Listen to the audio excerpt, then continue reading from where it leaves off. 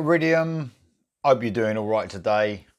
The hat's back. So the reason for this is Warkings brought out their album Revolution last Friday, the 20th of August. So I hadn't heard of Warkings until they started releasing singles for this album. And I've got to say, I'm pretty impressed with this band. The reason the hat's out, obviously, is because they're well, you could say a power metal band. But they're not power metal as you know it. They're not cheesy or anything like that. They have the odd cheesy bit, but it's, even though lyrically it's all about, you know, Spartans and battles and stuff like that, historical battles mainly. The cheese is sort of second to the heaviness and sometimes pounding riffage that this band bring out in every song they do. So this album was released on Napalm Records, like I said, last Friday, the 20th of August. I just want to touch on the artwork first of all. A lot of their artwork is amazing. It ain't no different on this album cover. It's absolutely superb. You know, we miss that, don't we? Some great artwork, and this album is no exception.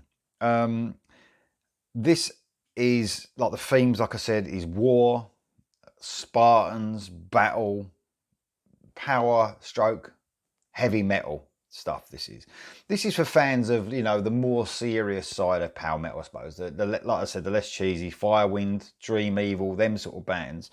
And the guitars, like I said, are really up in the mix, almost thrashy at times.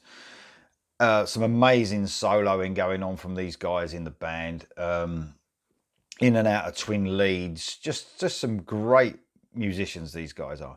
So I know that these are not their real names, but I'm going to say their actual names in the band. So they've got band names, if you like. So you've got Tribune is the vocalist, an amazing vocalist. That reminds me a little bit of the guy out of Dream Evil, but slightly different as well. I actually prefer this guy's vocals than the one out of Dream Evil. He's just got the perfect voice for this. He's just got so much power, range in his voice. These guys all dress up, by the way, in their Spartan gear. They've all got masks on. They look pretty cool. You know, I must admit, they are pretty scary. Fucking excellent. Crusaders on the guitar. You've got Viking on the bass. So this hat does suit, actually, because I was thinking, I thought at the beginning they were all Spartans, but they're not. They mix it up. There's two Spartans in the band, the drummer and the vocalist, I believe. The actual drummer is called Spartan. So you've got Tribune vocals, Crusader on the guitar, Viking on the bass, and Spartan on the drums. Obviously, you said about twin leads. Obviously, this guy, Crusader, in the studio, he must just record twin lead parts, you know, obviously. So, man, I'm really impressed with this album. Like I said, I'm not a big power metal cheesy fan, cheese power metal, if you like. But I don't mind it now and again. But these, like I said, are more on the serious sort of side of metal and power metal.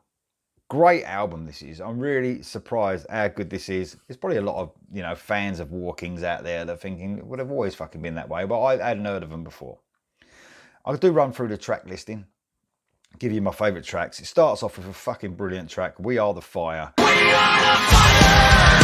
We are the flame that lights. Great opener. Although this is quite fast and heavy, it's also really catchy. Great guitar work, sort of chugging, thrashy riffs going on in this. I can imagine this will make for a really cool festival opener. You know, I can imagine them opening up with this at a festival. Fast, technical solo. These guys don't fuck around when it comes to soloing. They really don't. And one thing I did forget to mention, there's a lot of gang vocals on this, almost battle cries. It's, you know, it sounds like there's about fucking 100 of them singing the backing vocals on this album. And that's a great opener, We Are the Fire. And then even into an even better song, the second song, Sparta Part Two. I'm not sure if there was Sparta Part One on another album, because I don't know the discography. But this is an even better track, like I said, than the first one. It's got like a clean Eastern guitar melody running alongside a heavy guitar at the same time. The vocalist, I love him, man. He switches his range in this you know, about high, low and all that. And he just sounds great. Whatever range he goes to, he's got a great tone to his voice. There's a brilliant This Is Sparta chorus. Anyone who's seen the film 300 as well will know what I'm going on about. It literally does sound like there's 300 of them singing this chorus. Absolutely brilliant. Unbelievable, catchy song this is. Great song. Next up is Fight, another strong song.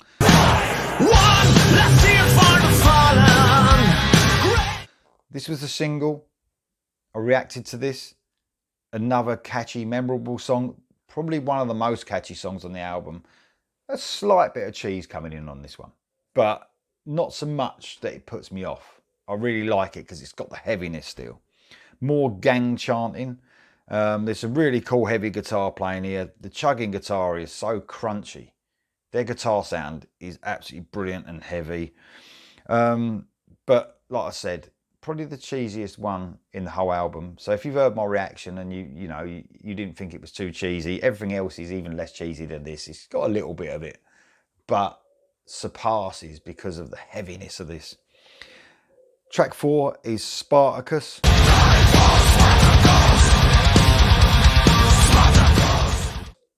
This is like a medium to fast-paced song. He shares the vocals with this one with someone called the Lost Lord. I tried to look up who the fuck that was. Couldn't really find anything, but he's got extreme vocals, and anyone who knows me, you know I don't like extreme vocals. So there's a lot of, Cookie Monster stuff going on. The song's okay, but I think it would have been a really strong song without those guttural vocals, if you like. I just don't like them. It just puts me off the song. It's a really heavy, thrashy song. So the actual, feel of the song suits the guttural vocals. But if that Lost Lord wasn't on here and it was just Tribune doing the vocals, I would have just preferred it. That's all. It seems to be a lot of that going on these days. Dee Snider did that on his album. And the weakest song for me was that one where he used the guy at A Cannibal Corpse, I think it was. So, it's their choice, and I know a lot of fans like that. It's just me. It's my opinion. Kill for the King is next. This is a good medium to fast-paced song with, again, some sort of great guitar work. It's all over this album. It's a proper guitar album. All these songs are memorable as well, including this one. Again, those crunchy, thrashy guitars. Real heavy stuff. Next up, there's a couple of songs here that I've got to pronounce the blimmin' titles. You know what I'm like with that. Deus Low Volt. I'm hoping that's correct. I looked it up actually. It says it means God wills it. It's like a battle cry that the Christian Crusaders used in the 11th century. So look, history lesson as well. You can't fucking get any better than that. This is a slow to medium pace song. One of my favourites. Without a doubt, a really strong one. The pace of this song is right up my street. It's got that, like I said, that slow to medium pace sort of feel in it. The heaviness is ramped up here because of that pace of the song, and the riffs are so fucking heavy. I love the guitar work with the gaps and the vocals being used, so the guitar's coming in and out. Amazing song. Ava Roma is next. Another weird name for a song. Cool frenetic riffing sort of drives this song. It's like tick, tick, tick, like real fast riffing. Very cool. Although this song is heavy, again, melody is never spared in any song on this album. It's a great song. Ava Roma is one of the standouts again. And another standout, there's some real strong songs in a row here. Ragnar. It's like got a lone sort of female voice singing at the beginning to sort of kick off the song.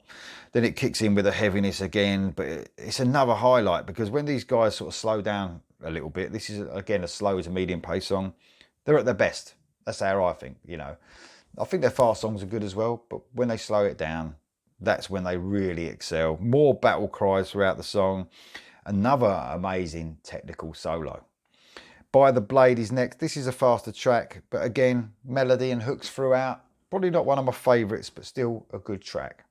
Where Dreams Die is next. Now this is a really cool, strong track. Epic ending to the album. It's the last song. Soaring chorus, some crushing riffs in this song, especially after the solo. Some like brilliant guitar work after that solo, and I'm just amazed. These guys, they're one of the best in that genre, of that power metal. Like I said, if you like Dream Evil and Firewind, them sort of bands never go to the cheese too much. They go for the heaviness first, and it's all about the songs and the guitar work. Even though these guys like dress in their battle gear, you know, there's nothing wrong with that, is there? I think it's a good look. They look fucking cool. They look scary. They look menacing, and they sound fucking brilliant. So check out this album. This is Warkings Revolution, available on Napalm Records now. Definitely recommend this. I'll see you next time.